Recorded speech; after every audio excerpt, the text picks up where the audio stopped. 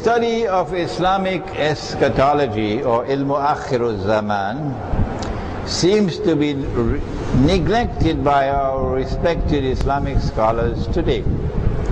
Even though there are some efforts on their part to study Islamic eschatology, however, most of their works fail to build a correlation between that subject and the reality of the world today in many respects, such as politics, economy, social aspects. Could you elucidate why this is happening and how can we overcome this problem?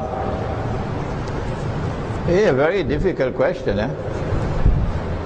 Very difficult question.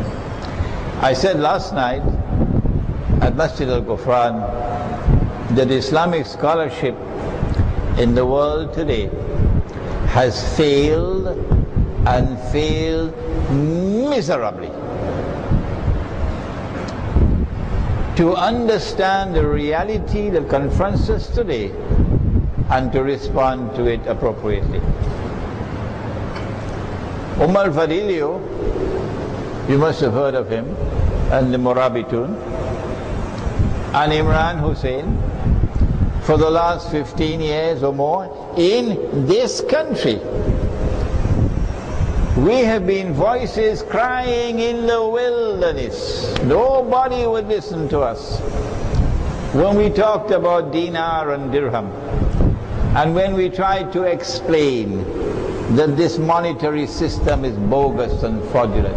We were in the wilderness until a secular man, he is not a scholar of Islam, is he? Dr. Mahathir? Is he? I'm not aware of that. A secular Dr. Mahathir, a few years ago, launched into a very accurate analysis of the modern monetary system and exposed it as fraudulent. And he called, not the ulama, he called for the return of the dinar. And he said, at least let us start with government-to-government trade. The only other world leader who did that was Charles de Gaulle. Two men that I know of, Charles de Gaulle and Dr. Muhammad Mahathir. Where are the scholars of Islam? Where are they? The scholars of Islam have failed and failed miserably. One of the reasons why they have failed is because the educational system which has produced them has been inadequate. I gave a lecture in a Darul Uloom in Newcastle in South Africa a few years ago on Islam and the international monetary system. The head of the Darul Uloom was a very old man, Maulana Sima, rahimahullah, 80-something years of age, Darul Uloom, Newcastle.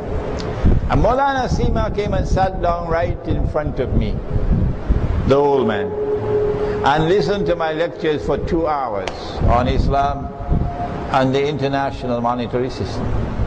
And at the end of my lecture, the old man said to me, you know, we have to teach this subject in the Darul Uloom. That's what he said. Because he recognized that this was the truth. And he recognized that this was not being taught. So the muftis are given fatwa without knowledge of international monetary economics. One of the blessings that Allah gave to me, He was very kind, was that I first studied Islam and then I studied international monetary economics at 2 universities. And so I took the Quran into the classroom, of course in my heart. I took the Quran into the classroom and I was able to use the Quran to understand their monetary economics. And that is how I was able to explain the subject.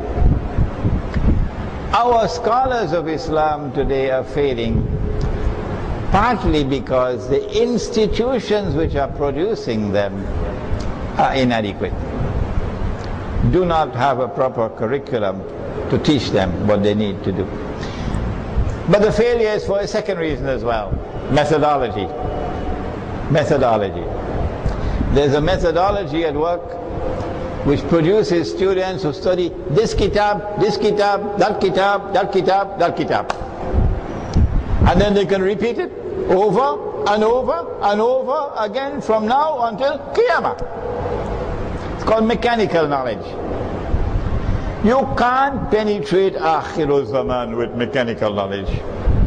No. To penetrate Akhirul Zaman, you got to be someone following a man named, what's his name? Khidr. Khidr. Khidr alayhi salam, he didn't have a PhD from Yale and Harvard. No, no, no. He has knowledge that is externally acquired, but in addition to that, he has knowledge which comes down from above. وَعَلَّمْنَاهُ مِن لَدُنَّا عِلْمًا. That methodology is lacking.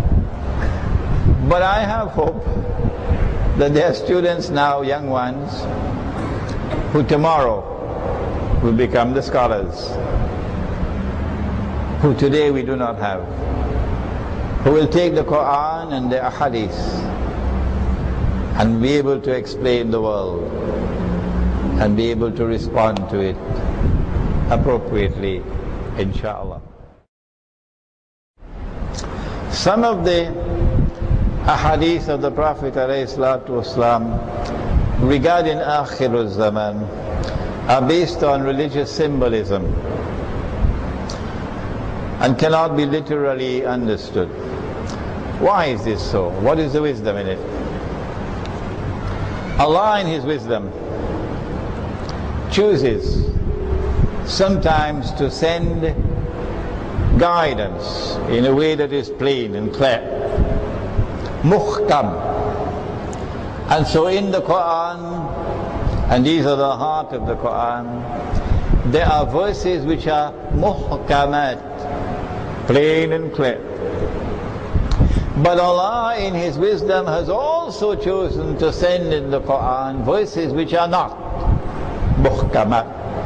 At the beginning of Surah Al-Imran, I think it's probably verse number 3 or 4, somewhere around there, Allah speaks about a second kind of verse in the Quran. And these are called the mutashabihat.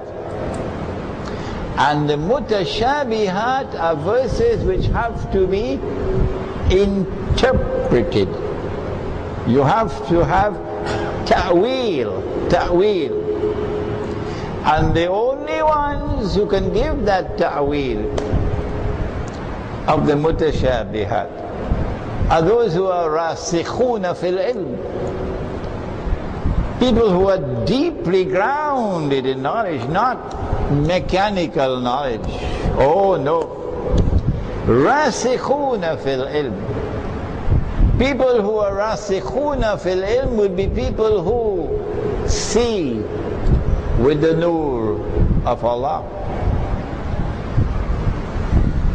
And so Allah has chosen in His wisdom to cause many of the signs pertaining to Akhirul Zaman to be out of reach of mechanical knowledge.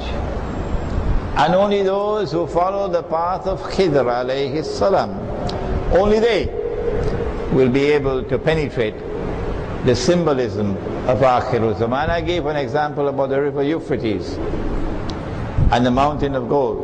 If you didn't hear about it, go to the internet, check it out.